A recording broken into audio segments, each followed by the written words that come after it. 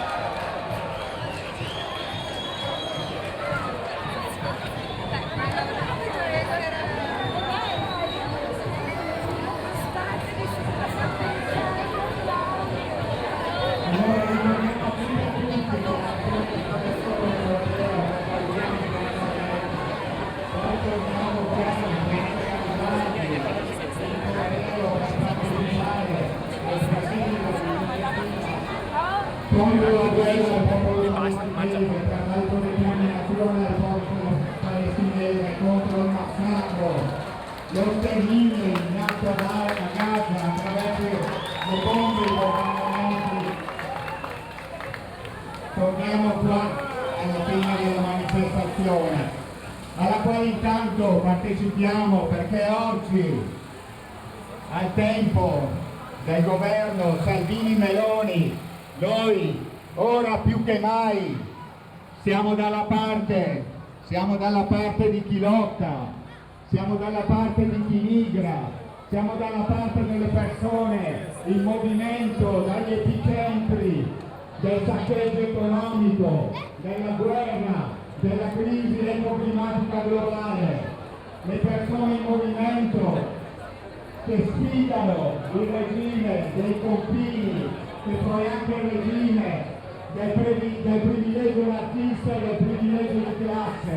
Siamo dalla parte delle persone che migrano e che le politiche dell'Unione Europea e di questo governo in Italia vogliono fermare, vogliono ostacolare in tutti i modi, vogliono discriminare, vogliono selezionare, arrivando addirittura a creare un vero e proprio sistema anche in Italia in concentramento, siamo al CPR, dove le persone vengono recluse, le persone iniziate vengono recluse, addirittura fino a 18 mesi, senza aver commesso alcun reato.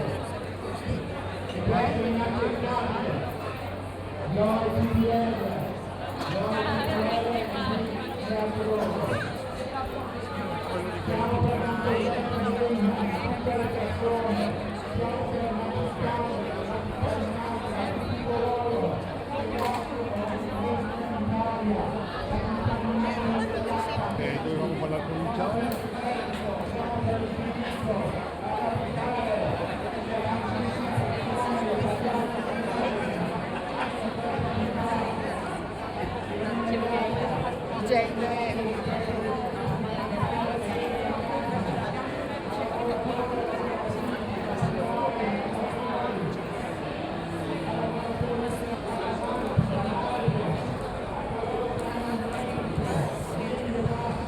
Caleb.